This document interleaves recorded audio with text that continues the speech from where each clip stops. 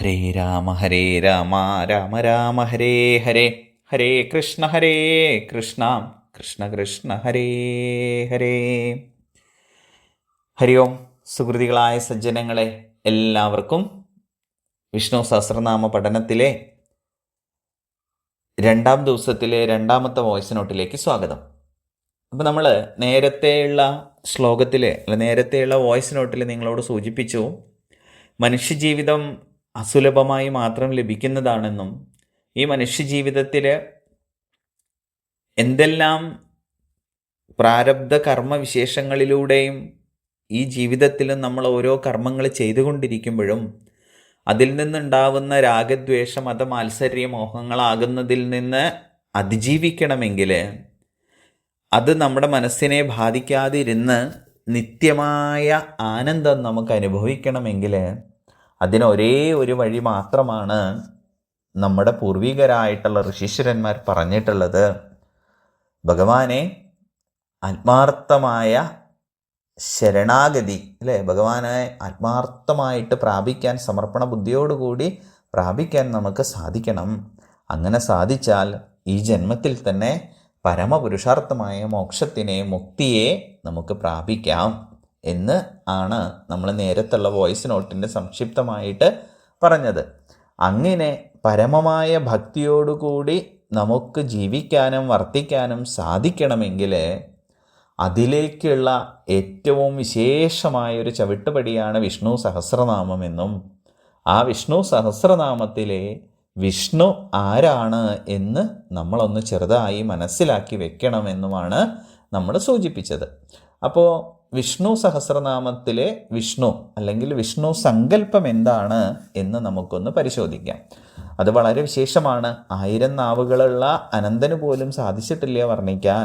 എങ്കിലും നമുക്ക് വിഷ്ണു സഹസ്രനാമത്തിലെ 41 ദിവസം കൊണ്ട് അതിനുള്ള ഒരു ശ്രമം നമുക്ക് നടക്കാം. ഇപ്പോൾ വിഷ്ണു എന്നുള്ള സങ്കല്പം എന്താണ് എന്നത് നമ്മളൊന്ന് പുറമേ നിന്നൊന്ന് നമുക്ക് നോക്കിക്കാണാം. ഒന്ന്, വിഷ്ണുവിനെ കുറിച്ച് പറയുമ്പോൾ ഒരു ശ്ലോകമാണ് പെട്ടെന്ന് മനസ്സിൽ ഓർമ്മ വരിക. ഏകോ വിഷ്ണുർ മഹദ്ഭൂതം പൃഥക് ഭൂതാന്യനേകശ ത്രിലോകാൻ വ്യാപ്യഭൂതാത്മാ മുക്തേ വിശ്വഭുഗവ്യയ. അതായത് ഒരേ വിഷ്ണു തന്നെ ത്രിഭുവനങ്ങളിലും വ്യാപിച്ച് ഓരോന്നായി വർത്തിച്ചു കൊണ്ടിരിക്കുന്നു. മറ്റൊരു രീതി പറഞ്ഞാൽ സർവവും വിഷ്ണുമയം തന്നെ. ഈ പ്രപഞ്ചത്തിൽ എന്തൊരു വസ്തു കാണുന്നുണ്ടോ അതെല്ലാം വിഷ്ണുവാണ്, അതിനപ്പുറം മറ്റൊന്നില്ല. അതായത് ആ പരബ്രഹ്മസ്വരൂപമായിട്ടുള്ള ഒരേ ബ്രഹ്മം തന്നെയാണ് സർവ്വതിലും വർത്തിച്ചു കൊണ്ടിരിക്കുന്നത്, അല്ലേ? അപ്പോൾ നമുക്ക് എളുപ്പം പറഞ്ഞാൽ നമ്മുടെ മലയാളികൾക്ക് മനസ്സിലാവും ഹരിനാമ കീർത്തനത്തിൽ, അല്ലേ? എന്താ ഹരിനാമ കീർത്തനത്തിൽ? യാതൊന്നു കാൺമതതു നാരായണ പ്രതിമ, യാതൊന്നു കേൾപ്പതതു നാരായണ ശ്രുതികൾ, യാതൊന്നു ചെയ്വതതു നാരായണാർച്ചനകൾ, യാതൊന്നതൊക്കെ ഹരി നാരായണായ നമഃ. സർവവും നാരായണൻ തന്നെ. കാണുന്നതും കേൾക്കുന്നതും ചെയ്യുന്നതും, അല്ലേ, സർവവും നാരായണമയം തന്നെ. വിഷ്ണു എന്ന് പറഞ്ഞാൽ എന്താണ്?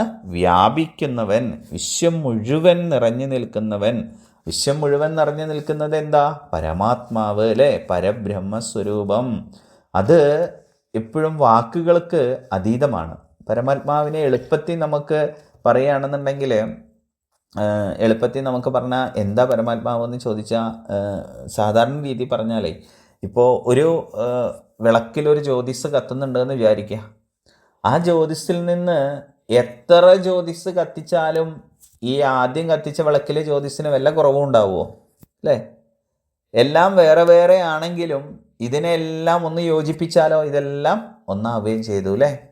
എല്ലാം അത് ബ്രഹ്മത്തിലേക്ക് ലയിക്കുകയും ചെയ്തു. അതുപോലെയാണ് ഈ ഒരു സങ്കല്പം. ആ ജ്യോതിസിനൊന്നും സംഭവിക്കാത്തതുപോലെ ഒരു ബ്രഹ്മത്തിൽ നിന്ന് അനേകം ബ്രഹ്മസ്വരൂപങ്ങൾ ഉണ്ടാവുന്നു. അതിനെ 3 രീതികളിലൂടെ, സത്വഗുണം, രജോ ഗുണം, തമോ ഗുണം, ഇതൊക്കെ വലിയ വിഷയമായിട്ടോ, നമുക്ക് ക്ലാസ്സിലൂടെ വരും ഇതൊക്കെ വിശദമായിട്ട്.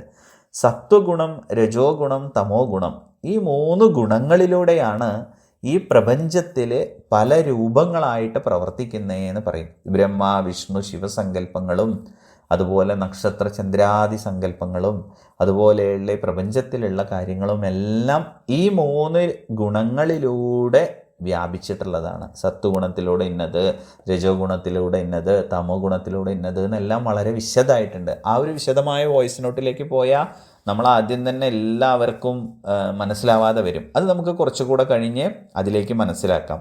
ഇപ്പം തൽക്കാലം ഈ സത്വ രജോ തമോ ഗുണങ്ങളിലൂടെ പല പല രൂപങ്ങളായി പ്രപഞ്ചത്തിൽ മുഴുവൻ നിറഞ്ഞു നിൽക്കുന്ന പരബ്രഹ്മസ്വരൂപമാണ്, പരമാത്മാവ് എന്ന് പറയുന്ന സ്വരൂപമാണ് വിഷ്ണു എന്ന് നമ്മൾ മനസ്സിലാക്കുക.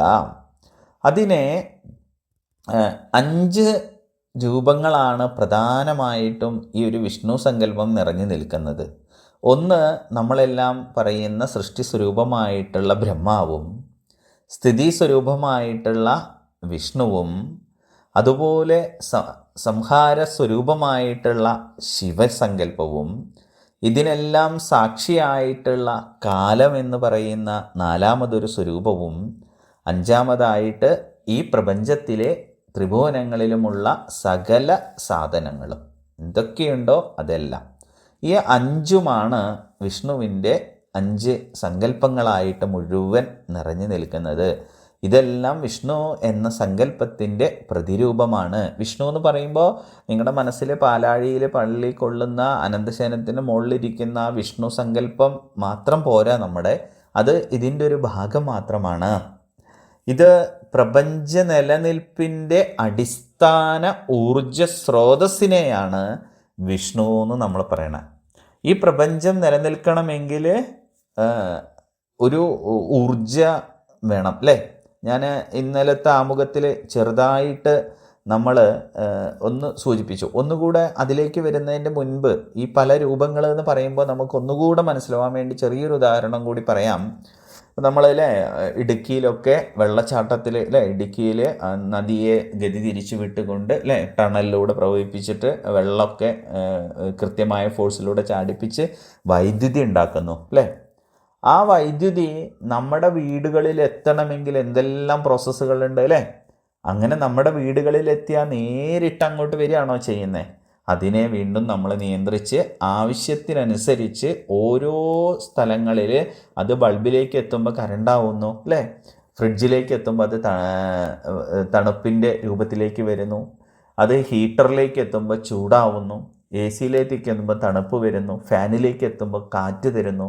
ഒരേ സാധനം തന്നെ വിവിധ ഉപാധികളിലൂടെ പ്രവർത്തിക്കുമ്പോൾ പല പല ഗുണങ്ങളും പല പല സ്വരൂപങ്ങളും തരുന്നത് പോലെ പരബ്രഹ്മമായ വൈദ്യുതി എന്ന് പറയുന്നതിന് മാറ്റങ്ങളൊന്നുമില്ല അല്ലേ. അതിൻ്റെ കാണാൻ പറ്റില്ല അല്ലേ, നമുക്കത് അനുഭവവേദ്യം മാത്രമാണ്. ആ വൈദ്യുതി ഓരോ ഉപാധികളിലൂടെ പ്രവർത്തിക്കുമ്പോൾ നമുക്കത് കാണാൻ സാധിക്കണമെന്നുള്ളത് പോലെ പരബ്രഹ്മസ്വരൂപമായിട്ടുള്ള വിഷ്ണു എന്ന് പറയുന്ന ആ പരബ്രഹ്മസ്വരൂപം ഈ പ്രപഞ്ചത്തിലൂടെ സത്വഗുണ രജ തമോ ഗുണങ്ങളിലൂടെ 3 രൂപങ്ങളിലൂടെ പല പല ഭാവങ്ങളിലേക്ക് പ്രവഹിക്കുന്നു എന്നാണ് നമ്മൾ ഈ പറഞ്ഞതിൻ്റെ രത്നച്ചുരുക്കം. ഏകദേശം നിങ്ങൾക്ക് മനസ്സിലായിട്ടുണ്ടാവുമെന്ന് വിചാരിക്കണം. ആ ഒരു സങ്കല്പത്തിൽ നമ്മൾ വരുമ്പോൾ ഈ ഒരു മഹാവിശ്വത്തിലേക്ക് നമുക്കൊന്ന് വരാം അല്ലേ. വിശ്വം അല്ലേ, നമ്മുടെ ഭൂമിയിൽ നമ്മൾ ഇന്ന സ്ഥലത്ത്, ഇപ്പോൾ പാലക്കാട് ശ്രീകൃഷ്ണപുരത്താണ് ഞാൻ. ശ്രീകൃഷ്ണപുരം, പാലക്കാടിനപ്പുറം കേരളം അല്ലേ, കേരളത്തിനപ്പുറം ഇന്ത്യ, ഇന്ത്യക്കപ്പുറം ഏഷ്യ, ഏഷ്യയുടെ അപ്പുറം ഈ ഒരു ഭൂഖണ്ഡം, അതിനപ്പുറം അടുത്ത വൻകരകൾ, അതിനപ്പുറം ഈ ഭൂമി, അതിനപ്പുറം ഭൂമിയിൽ മാത്രം നിൽക്കുന്നുണ്ടോ? ഈ ഭൂമി ഒരു ഗോളമാണ്. ഈ ഗോളത്തിനപ്പുറം സൂര്യൻ്റെ ഭ്രമണപഥത്തിലെ അല്ലേ അത്രയും ഗ്രഹങ്ങളുടെ കൂടെ നമ്മുടെ ഭൂമി എന്നുള്ള ഗ്രഹവും കളങ്ങുന്നു. അതിൽ മാത്രം നിൽക്കുന്നുണ്ടോ? ഇത് മാത്രമല്ല, ഇതിനെ ചുറ്റി ഉപഗ്രഹങ്ങൾ, അതിനുമപ്പുറം ഇതേപോലെയുള്ള അനേക സൂര്യന്മാരും അനേക ഭൂമികളും അവിടെ നിൽക്കുന്നുണ്ടോ? അങ്ങനത്തെ എത്രയോ ക്ഷീരപഥങ്ങൾ അല്ലേ. ഇങ്ങനെ അതിവിശാലമാണ് ഈ ഒരു വിശ്വം എന്ന് പറയണത്. ആ വിശ്വം മുഴുവൻ കൃത്യമായ രൂപത്തിൽ പ്രവർത്തിച്ചു കൊണ്ടിരിക്കുന്ന അനന്തഗോളങ്ങളായി അല്ലേ, അനന്തഗോളങ്ങളോടെ കോടാനുകോടി നക്ഷത്ര സമൂഹങ്ങൾ ചിട്ടയോടെ ക്രമത്തോടെ കൃത്യമായി അല്ലേ ആരുടെ നിർദ്ദേശത്തിലാണ് ഇതൊക്കെ പ്രവർത്തിക്കുന്നത്? ഈ കാണുന്ന നമ്മളുടെ ഒന്നുമല്ല. ഒന്നും ചെയ്യാൻ സാധിക്കില്ല. ഈ പ്രപഞ്ച സംവിധാനത്തിനെ നമുക്ക് നല്ല ഒരു കാറ്റടിക്കുക എന്ന് വിചാരിക്കുക, എന്ത് ചെയ്യാൻ നമുക്ക് സാധിക്കും? നമുക്ക് മാറി നമ്മൾ സ്വമേധയാ സ്വരക്ഷ നോക്കി മാറാം അല്ലേ? കാറ്റാണെങ്കിലും അഗ്നിയാണെങ്കിലും വെള്ളമാണെങ്കിലും പഞ്ചഭൂതങ്ങളിൽ ഏതിനെയാണെങ്കിലും നമുക്ക് എങ്ങനെ നിയന്ത്രിക്കാൻ സാധിക്കും? അതൊന്നും നമ്മുടെ പരിധിയുടെ അപ്പുറമാണ്. അപ്പോൾ ഇതിനെയെല്ലാം കറക്റ്റായ അളവിൽ നിർത്തിക്കൊണ്ട് ഈ ഒരു പ്രപഞ്ച സംവിധാനത്തിനെ നിയന്ത്രിക്കുന്ന എന്തെന്നാണോ അത് ഇപ്പം നമ്മുടെ ആധുനിക ശാസ്ത്രം അല്ലേ തെളിയിക്കപ്പെട്ടുകൊണ്ടിരിക്കുന്നു. എല്ലാറ്റിൻ്റെയും ഒരു കേന്ദ്രബിന്ദു ഉണ്ട്, ഒരു ഊർജസ്രോതസ്സുണ്ട്. ആ ഊർജസ്രോതസ്സിൻ്റെ അടിസ്ഥാനത്തിലാണ് എല്ലാം നടന്നുകൊണ്ടിരിക്കുന്നത് എന്ന് പറയുന്നു. ആ ഊർജസ്രോതസ്സിനെ ഇപ്പോൾ നമ്മളുടെ ഏറ്റവും എത്ര ഈ പ്രപഞ്ചം മുഴുവൻ നിറഞ്ഞു നിൽക്കുന്ന ഊർജസ്രോതസ് തന്നെയാണ് ഏറ്റവും ചെറിയ ഒരു അണുവിലുള്ള ഊർജമെന്ന് ആര് കണ്ടെത്തി? ഈ ആധുനിക ശാസ്ത്രം കണ്ടെത്തി അല്ലേ? ഇലക്ട്രോണും പ്രോട്ടോണും ന്യൂട്രോണൊക്കെ ആയിട്ടുള്ള ഇലക്ട്രോണിലെ കാന്തിക പ്രവാഹത്തിൻ്റെ അതേ ഊർജത്തിൻ്റെ ബഹിർസ്ഫുരണത്തിൻ്റെ വലിയ രൂപമാണ് ഈ പ്രപഞ്ചം മുഴുവൻ നിറഞ്ഞു നിൽക്കുന്ന ആ ചൈതന്യം എന്ന് അല്ലേ അണോരണീയാൻ മഹതോ മഹിയാൻ എന്ന് പറഞ്ഞിട്ടുള്ളത് നമ്മൾക്ക് കേൾക്കാം. അപ്പോൾ അത് തന്നെയാണ് ഇത് എന്ന് നമ്മളോട് പറയണു. അത്രയും വലിയ മഹത്തായ ശക്തിയാണ് ഈ പ്രപഞ്ച സംവിധാനത്തിനെ നിലനിർത്തുന്നത്. അപ്പോൾ ഈ പ്രപഞ്ചത്തിനെ മുഴുവൻ നിറഞ്ഞു നിലനിർത്തുന്ന പൊതു കേന്ദ്രബിന്ദുവുണ്ടെങ്കിൽ ആ പൊതു കേന്ദ്രബിന്ദുവാണ് വിഷ്ണു സങ്കല്പം. അതേ വിഷ്ണു സങ്കല്പമാണ് ഏറ്റവും ചെറിയൊരു കണികകളുടെ ഉള്ളിൽ, വെറും കണികകൾ മാത്രമല്ല, ആ കണികകളുടെ ഉള്ളിൽ ചലനാത്മകമായിട്ടുള്ള ഒരു കാന്തിക പ്രവാഹമുണ്ട്. ആ കാന്തിക പ്രവാഹത്തിനെയാണ് നമ്മൾ പറയുന്ന വിഷ്ണു. മനസ്സിലായിട്ടുണ്ടാവുമെന്ന് വിചാരിക്കണം.